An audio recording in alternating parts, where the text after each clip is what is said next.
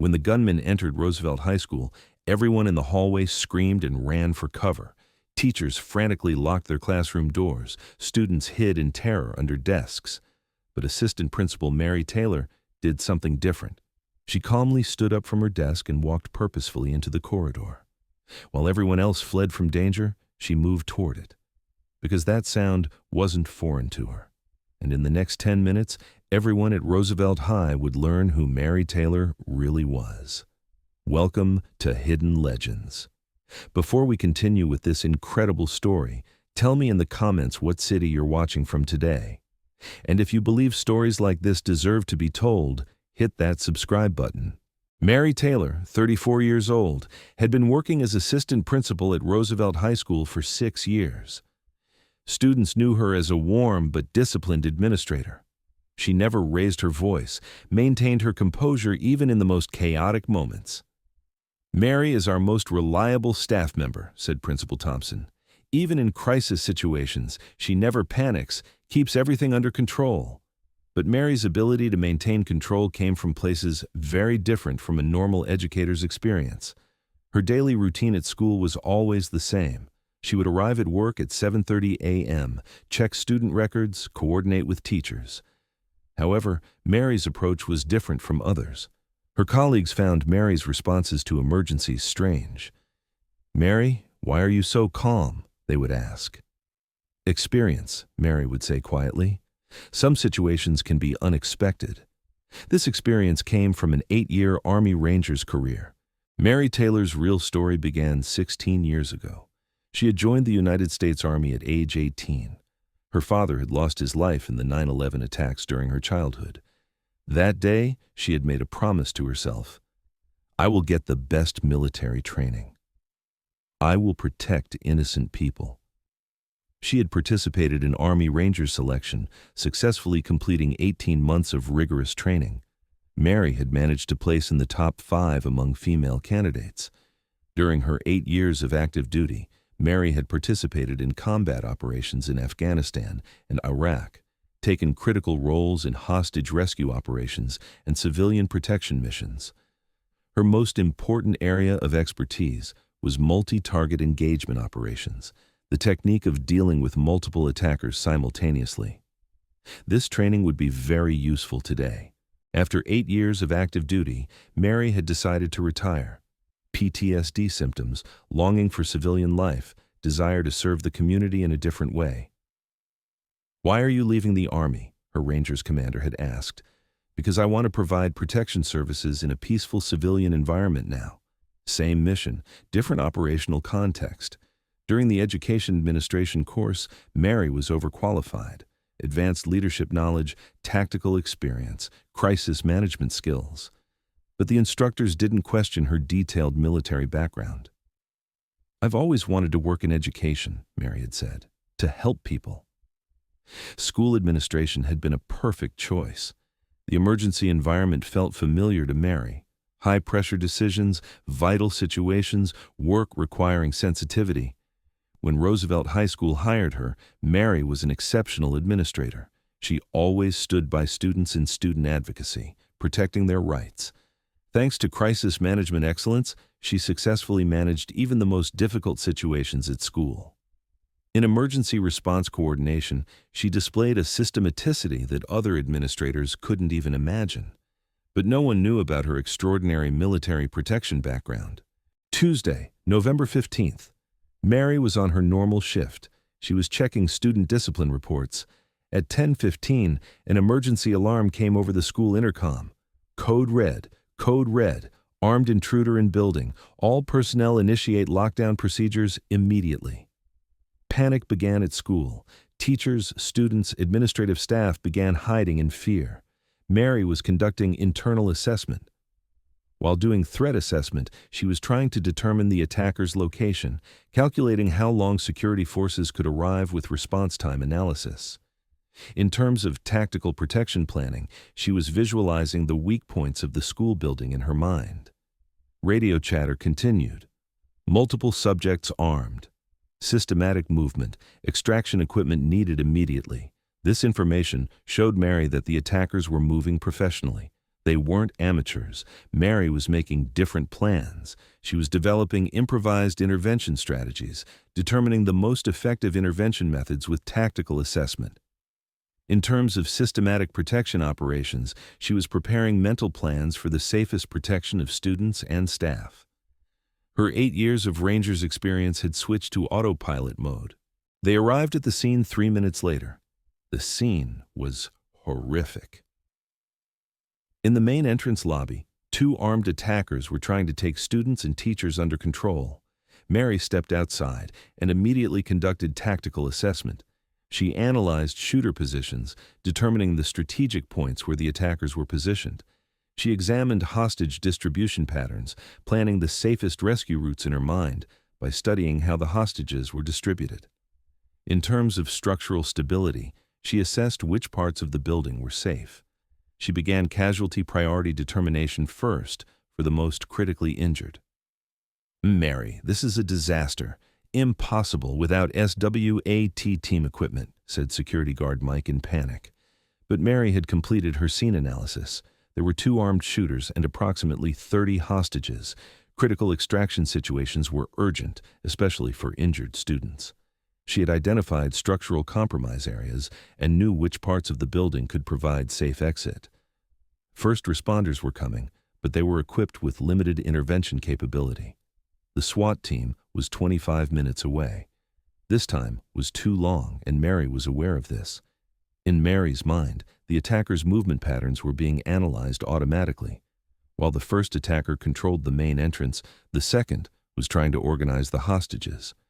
This coordination showed Mary that their plans weren't amateur. However, their situational awareness was low because they only focused on the threats in front of them. This was a critical advantage for Mary. She assessed ambient noise level to determine which approach route would be the quietest.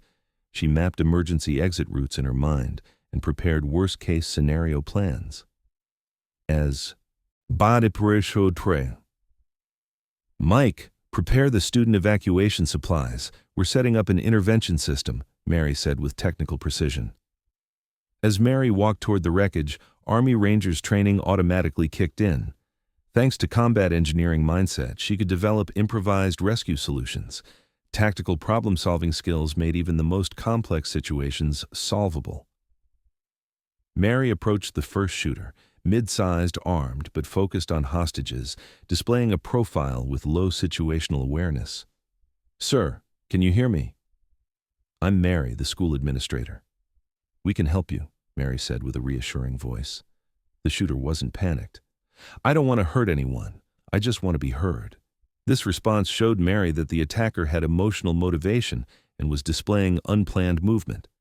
Mary made an assessment. She planned how to approach the attacker by determining safe approach angles. She thought about how to solve the situation with minimal damage by evaluating improvised neutralization possibilities. When Army Rangers engineering training kicked in, she searched for school equipment. She designed an improvised neutralization system using cleaning carts, oxygen tanks, and medical bag straps. "Mike, bring the cleaning carts and oxygen tank. We're setting up a leverage system," Mary said with technical precision. 10 minutes later, the improvised intervention system was completed. Space was created by applying structural leverage, and the shooters were safely neutralized. She used a similar approach for the second shooter. She brought the situation under control by combining psychological approach and improvised control techniques. 15 minutes later, both shooters had been safely neutralized. The children were scared but uninjured. Adults were in stable condition, and no one was in mortal danger. Mary's multi-target engagement training had shown itself in this critical moment. While conducting simultaneous intervention on 2 attackers, she had kept hostage safety as priority. Using sequenced neutralization techniques, she first neutralized the more aggressive attacker, then focused on the second. Situational awareness was kept at maximum level constantly, monitoring all movements around with peripheral vision. She had adapted the de-escalation protocols learned in Rangers to civilian context. She had managed to calm the attackers with voice modulation techniques, lowering the threat level. The improvised weapon neutralization system was developed entirely using field engineering knowledge. Using mechanical advantage principles, she achieved maximum effect with minimum force, completing the operation without harming anyone. Police Captain Johnson and the rescue team had watched Mary's operations with amazement. Her display of professional intervention techniques, development of improvised engineering solutions, and tactical priority determination had surprised everyone. "Ma'am, where does this level of intervention expertise come from?" asked Captain Johnson with respect. Mary hesitated. It was time to reveal her 6-year secret. "Military background, U.S. Army Rangers, combat engineering specialist," Mary said quietly. Complete silence came from the rescue team. The school's beloved assistant principal was actually an elite military rescue expert. "Army Rangers? You were Army Rangers?" asked security guard Mike with disbelief. 75th Ranger Regiment, 8 years active duty, combat engineering, explosive ordnance disposal, tactical rescue. Rescued students and teachers learned about Mary's heroism. The first extraction victim, student Tyler Stevens, was emotional. "Miss Taylor, I knew you were special, but I didn't know you were a real hero." "Tyler, I'm still the same person. I'm still your assistant principal. I'm here to help you in emergencies." Rescued family members expressed their gratitude. "Thanks to Mary's expertise, our children are safe. Forever grateful." Mary continued her normal education administration duties, but colleagues saw her differently, a mixture of respect and admiration. "How do you transition from Army Rangers to education administrator?" asked young teacher Jessica. "Both jobs are about life-saving. Different methods, same mission." Mary's story isn't just a heroism story. It's also about the evolution of service spirit, the peaceful application of warrior skills, from Army Rangers to education administrator, from combat engineering to emergency rescue, from tactical response to healing touch, always serving. Army taught fighting, education taught healing, community taught that both skills are valuable. The courage Mary showed that day was the civilian emergency application of Rangers training. "I'm no longer a soldier, but the warrior spirit never ends. Service continues, mission changes, real heroes transform their forms of service, but life-saving commitment is eternal."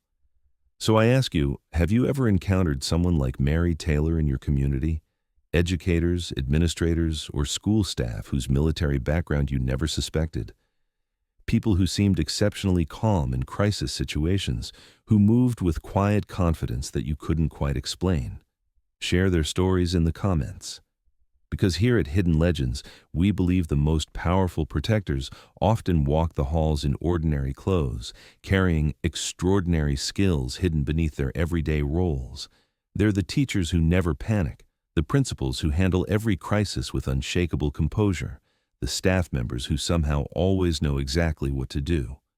If this story moved you, hit that subscribe button and share it with someone who needs to hear it. Help us keep these hidden legends from staying hidden. Turn on notifications because we reveal the incredible stories of everyday heroes every single week. And until then, remember, your child's teacher, principal, or school administrator might be someone who once served on the world's most dangerous battlefields. The person ensuring your children's safety every day might have skills and experiences beyond anything you could imagine. Service never stops. It just changes classrooms.